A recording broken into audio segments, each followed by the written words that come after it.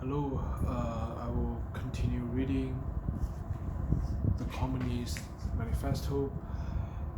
And during my last read, I was entering the third chapter, Socialist and Communist Literature, and I just barely began that chapter.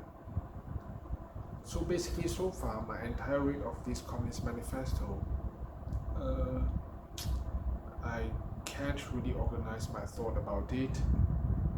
It feels slightly sporadic, slightly ill-organized in terms of the writing structure, but generally it still largely feels like a narcissistic, a solipsistic masturbation by Karl Marx itself. So basically, the it is not very rigorous. There are a lot of loopholes, obviously, a lot of ambitious ideologies by Marx, but however, he it seems like he did not put any effort in proving, in showing evidence that what he was saying would work. But basically, you would argue, oh, a manifesto is always like that. If you look at a politician when he or she campaigns for an election, the manifesto always look inconceivably grandiose. Like, you don't talk about practicality when you give manifesto. You don't talk about practicality. You don't talk about the possibility of them being executed. What you want is for them to be flamboyant, to be rosy enough to enamor your voters. So likewise, I suspect this Communist Manifesto is the same. So basically, I don't really know. In chapter 2, Marx paid some effort to rebut a lot of criticism by the bourgeoisie on communism, but all the rebuttal seems like pompous self-masturbation for me. It didn't really rebut anything. Nevertheless, let me continue reading and see what could we stumble on later. The aristocracy, in order to rally the people to them, waved the proletarian arms back in front of for a banner. But the people, so often as it joined them, saw on the hindquarters the old feudal coats of arms and deserted with loud and irreverent laughter.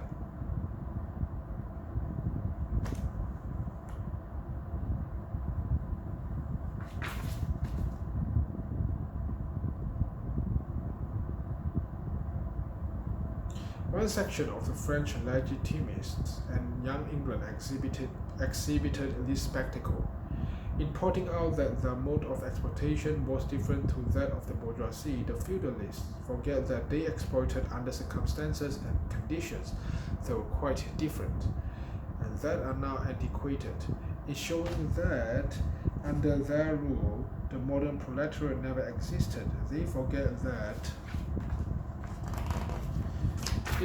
that the modern bourgeoisie is the necessary offspring of their own form of society.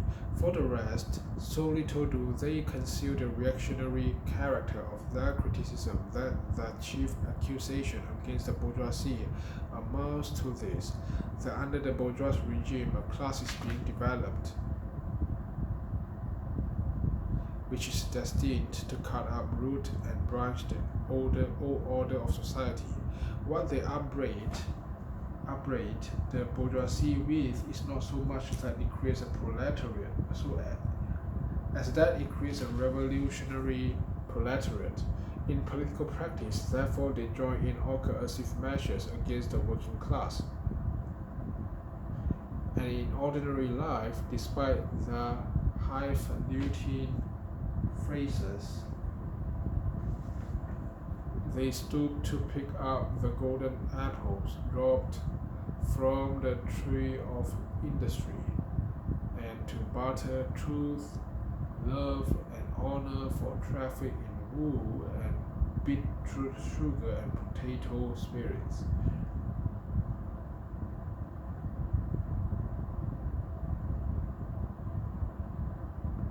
As the parson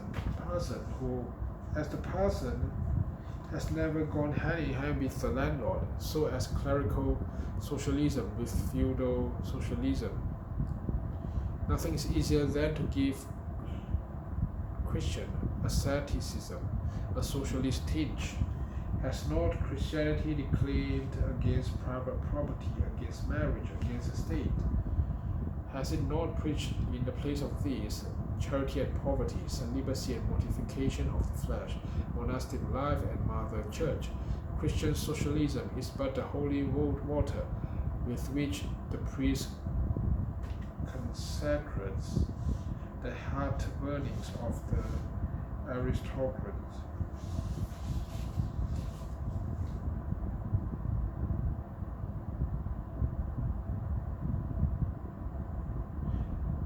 So, chapter 3, Roman 1, part B, petty bourgeois socialism. The feudal aristocracy was not the only class that was ruined by the bourgeoisie, not the only class whose conditions of existence pined and perished in the atmosphere of modern bourgeois society. The medieval burgesses and the small peasant proprietors were the precursors of the modern bourgeoisie. In those countries which are but little developed industrially and commercially, these two classes still vegetate side by side with the rising bourgeoisie. In countries where modern civilization has become fully developed, a new class of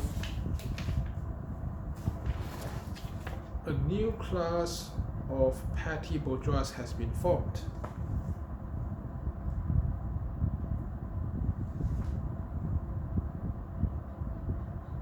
Fluctuating between proletariat and bourgeoisie and ever renewing itself as a supplementary part of bourgeois society. The individual members of this class, however, are being constantly hurled down into the proletariat by the action of competition, and as modern industry develops, they even see the moment approaching when they will completely disappear as an independent section of modern society, to be replaced in manufacture, agriculture, and commerce by overlookers, bailiffs, and shopmen. In countries like France, where the peasants constitute far more than half of the population, it was natural that writers who sided with the proletariat against the bourgeoisie should use in their criticism of the bourgeoisie regime the standard of the peasant and petty bourgeois, and from the standpoint of these intermediate classes, should take up the cudgels for the working class. Thus arose petty bourgeois socialism. Sismondi was the head of this school not only in France but also in England. This school of socialism dissected with great acuteness the contradictions in the conditions of modern production. It laid bare the hypocritical apologies of economists. It proved incontrovertibly disastrous effects of machinery and division of labor, the concentration of capital and land in a few hands, overproduction and crisis.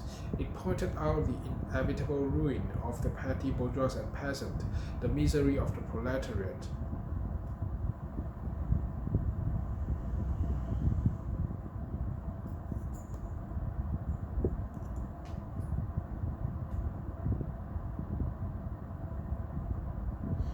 The anarchy in production, the crying inequalities in the distribution of wealth, the industrial war of extermination between nations, the dissolution of old moral bonds and the old family relations and of the old nationalities. In its positive aims, however, this form of socialism aspires either to restoring the old means of production and of exchange,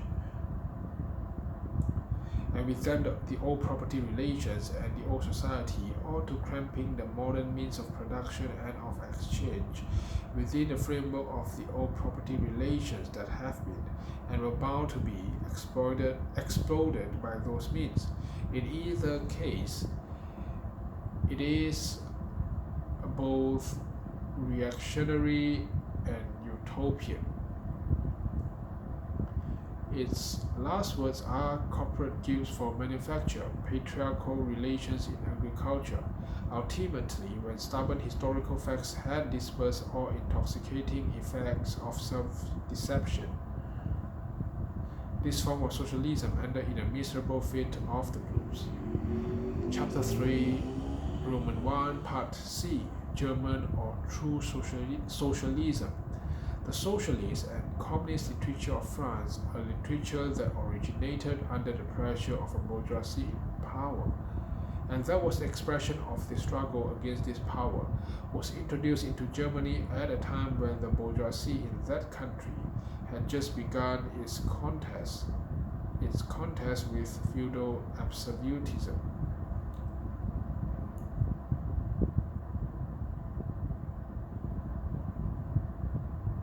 German philosophers, would-be philosophers, and bio-spirits eagerly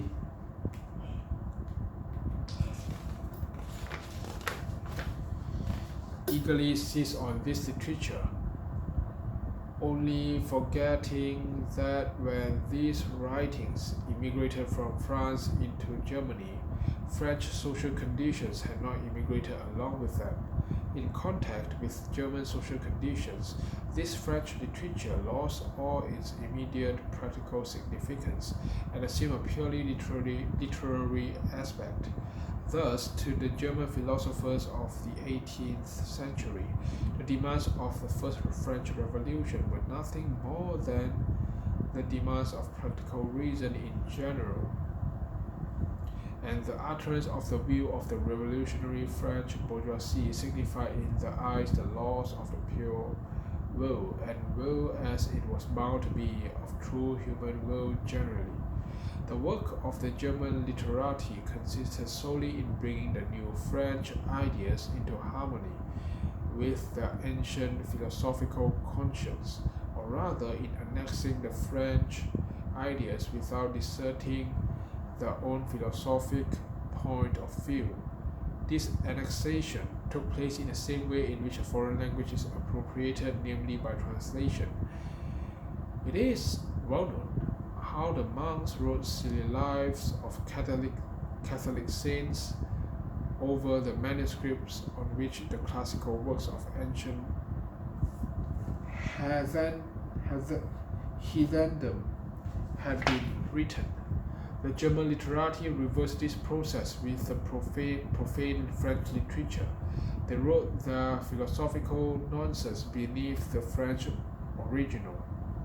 For instance, beneath the French criticism of the economic functions of money, they wrote alienation of humanity, and beneath the French criticism of the bourgeois state, they wrote dethronement of the category of the general, and so forth.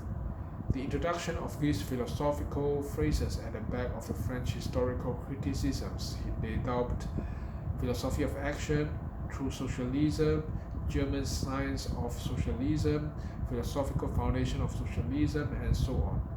The French socialist and communist literature was thus completely emasculated, and since it ceased in the hands of the German to express the struggle of one class with the other.